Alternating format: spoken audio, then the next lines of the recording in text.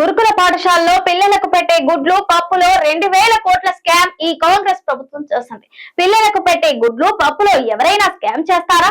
మంత్రి అడ్లూరి లక్ష్మణ్ పొన్నం ప్రభాకర్ నాకు ఛాలెంజ్ విసురుతున్నారు. మేము కొన్నదే 650 కోట్లకు కొట్టే 2000 కోట్ల స్కామ్ ఎక్కడి నుండి వచ్చిందని అంటున్నారు. ఈ డిపార్ట్మెంట్ లో మంత్రులుగా ఉండి అసలు ఏం జరుగుతుందో తెలియని పరిస్థితిలో ఉన్నారని హరీష్ రావు ఎద్దేవా చేశారు. ఇవాళ మీ జిల్లా మంత్రులు పాపం వాళ్ళని చూస్తే నాకు జాలేస్తా ఉంది. నేను మొన్నెప్పుడో మాట్లాడినా, గురుకుల పాఠశాలల్లో ప్రభుత్వ పాఠశాలల్లో గా పిల్లలకు అన్నం పెట్టే కోడిగుడ్ల మీద ఉప్పు పప్పు మీద కూడా ఎవడన్నా పైసలు తింటారా? పాపం తగులుతుంది అన్న.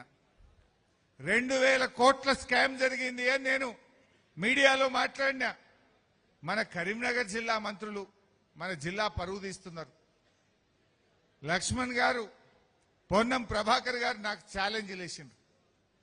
అరే నువ్వు 2000 కోట్ల స్కామ్ అంటున్నావు, మేం కొన్నదే 680 కోట్లది అన్నారు.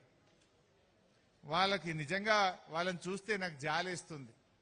మీ డిపార్ట్మెంట్లో మీరు మంత్రులుగా ఉండి అసలు మీ డిపార్ట్మెంట్లో ఏం జరుగుతుందో మీకు తెలియని పరిస్థితుల్లో మీరున్నారు. బట్టలు కానీ, బూట్లు కానీ, షూస్ కానీ, టై కానీ అవి 1200 కోట్ల రూపాయలతో టెండర్ పిలిచిండ్రు. ఈ ఉప్పులు పప్పులు కూరగాయలు కోడిగుడ్లు మటను చికెన్ ఇవి 800 కోట్లతో టెండర్ పిలిచిండ్రు. రెండు కలిపితే 2000 కోట్ల రూపాయలు.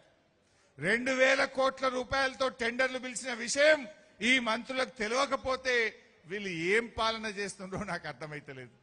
నాకు ఛాలెంజ్ చేస్తున్నారు. ఏ హరీష్ రావు మేము కొన్నదే 680 కోట్లది, నువ్వు 2000 కోట్ల స్కామ్ అన్నావు, యాడికేలైంది అని అన్నారు.